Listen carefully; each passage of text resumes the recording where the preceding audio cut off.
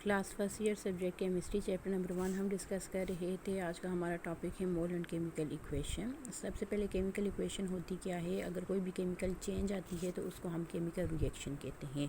अब कोई भी केमिकल रिएक्शन है उसमें जो रिप्रेजेंटेशंस हैं, कैसी रिप्रेजेंटेशन केमिकल रिएक्शन में, या तो हम सिम्बल्स यूज़ करते हैं या हम फार्मूला यूज़ करते हैं।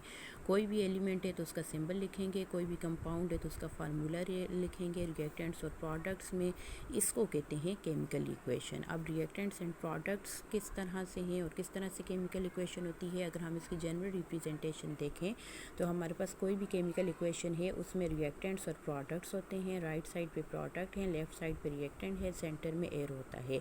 फॉर एग्जांपल जिस तरह से ये है हमारे पास 2mg + O2 gives us 2mgO। अगर हम इसको देखें तो ये ओवरऑल एक केमिकल इक्वेशन आ जाती है। इसमें एरो से पहले जो लेफ़्ट साइड पे हैं वो रिएक्टेंट्स हैं और जो राइट साइड पे हैं प्रोडक्ट्स हैं। अब अगर हम इस केमिकल इक्वेशन की बात करें तो इसमें ब्रैकेट में इसके साथ S लिखा हुआ है, इसका मतलब है सॉलिड स्टेट। यहाँ पे ब्रैकेट में G लिखा हुआ है, इसका मतलब है गैसियस स्टेट। यहाँ पे ब्रैकेट में S लिखा हुआ है, इसका मतलब है सॉलिड स्टेट। अब ये जो physical states of reactant and products हैं इनको बेसिकली या सॉलिड स्टेट में ये होती हैं, या लिक्विड स्टेट या गैसियस स्टेट। तो ये बेसिकली फ़िज़िकल स्टेट्स आ जाती हैं पूरी केमिकल इक्वेशन की। इसमें रिएक्टेंट्स भी किसी न किसी फ़िज़िकल स्टेट में मौजूद होंगे और प्रोडक्ट भी किसी न किसी फ़िज़िकल स्टेट में मौजूद होंगे। अब ये जो रिएक्शन कंडीशंस हैं, अच्छा ये जो है वो फ़िज़िकल स्टेट आ गई। अब अगर हम रिएक्शन कंडीशंस की बात करें तो जो रिएक्शन की कंडीशंस होती हैं वो एरो के ऊपर लिखी जाती हैं या एरो के नीचे लिखी जाती हैं। अब ये जो रिएक्शन कंडीशंस हैं इसका क्या मतलब है। रिएक्शन कंडीशन मतलब temperature, pressure, catalyst. For example यहाँ पे 2SO2 + O2 gives us 2SO2। यहाँ पे टेम्परेचर गिवन है 400 to 500 डिग्री सेंटीग्रेड। ये इस रिएक्शन की रिएक्शन कंडीशन आ जाती है। और इसी तरह से यहाँ पे प्रेशर लिखा हुआ है 1.5 to 1.7 atm, तो ये भी रिएक्शन कंडीशन आ जाती है। इसी तरह से अगर किसी रिएक्शन के साथ AQ लिखा हुआ है तो ये रिप्रेजेंट करे एक्वस को, मतलब वाटर को।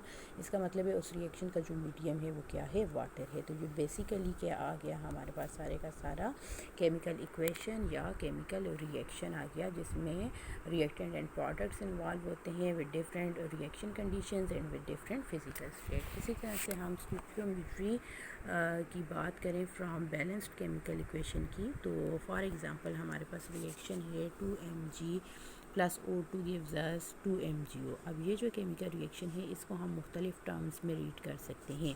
सबसे पहले इन टर्म्स ऑफ मोल्स की अगर हम बात करें तो यहाँ पे अगर हम मैग्नीशियम की बात करें तो मैग्नीशियम के साथ 2 है, इसका मतलब है 2 मोल्स ऑफ मैग्नीशियम रिएक्ट कर रहे हैं। ऑक्सीजन के साथ कुछ भी नहीं लिखा हुआ है, इसका मतलब है 1 मोल ऑफ ऑक्सीजन के साथ रिएक्ट कर रहे हैं, गिव्स अस 2mgO। और प्रोडक्ट में हमारे पास कितने मोल्स बन रहे हैं, 2 मोल्स ऑफ MgO बन रहे हैं। तो इसको हम इस तरह से लिख सकते हैं 2 moles of Mg + 1 mole of oxygen gives us 2 moles of magnesium oxide.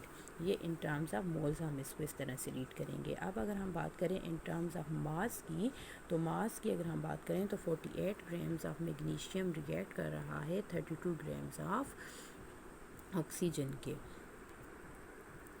अब मैग्नीशियम का जो एटॉमिक मास है वो 24 है, तो यहाँ पे 2 मैग्नीशियम है, तो इस वजह से 24 + 24 कितना हो जाएगा, 48 ग्राम्स ऑफ मैग्नीशियम। ठीक है, ये जो इक्वेशन है इसमें वैसे मैग्नीशियम का 24 एटॉमिक मास आ जाता है, 2 मैग्नीशियम है तो 48 ग्राम्स ऑफ मैग्नीशियम मास है। तो इसको हम इसके साथ जो यूनिट लिखेंगे वो क्या लिखेंगे, ग्राम लिखेंगे। यहाँ पे मोल्स था तो इसके साथ यूनिट MOL सिर्फ लिखेंगे, आगे ई नहीं लिखेंगे क्योंकि इसकी यूनिट जो है वो मोल है, MOL मोल है। इसी तरह से मास का जो यूनिट है वो क्या है, ग्राम है। तो हम इसके जो एटॉमिक मासेस हैं वो लिखेंगे और उसको ग्राम में मेंशन करेंगे। तो ये 48 grams of magnesium + 32 grams of oxygen. यहाँ पे इस इक्वेशन में हमारे पास ये किसके साथ रिएक्ट कर रहा है, ऑक्सीजन के साथ रिएक्ट कर रहा है। तो ऑक्सीजन के हमने ग्राम्स लिख लेने, atomic masses gives us 2mgO। 2 magnesium oxides हैं तो 2 लिख लेना है, 24 जो है वो मैग्नीशियम के एटॉमिक मास है + 16 जो है वो ऑक्सीजन का है, तो ये टोटल कितना हो जाएगा 80 ग्राम्स ऑफ मैग्नीशियम ऑक्साइड। तो इस तरह से इन टर्म्स ऑफ मास जो है वो हम इसको रीड कर सकते हैं। इसी तरह से आ जाता है in terms of particles. In terms of particles की अगर हम बात करें तो 2 atoms of magnesium plus 1 molecule of oxygen जो है वो रिएक्ट कर रहा है and they gives 2 formula unit of magnesium oxides. अगर हम मैग्नीशियम की बात करें तो उसके 2 एटम्स हैं, 2 एलिमेंट्स हैं और साथ में ऑक्सीजन का एक मॉलिक्यूल है और इससे जो है वो फार्मूला यूनिट जो है वो बन रहा है मैग्नीशियम ऑक्साइड का। तो ये हमारे पास बैलेंस्ड केमिकल इक्वेशन और मोल और केमिकल इक्वेशन का आपस में रिलेशनशिप आ जाता है।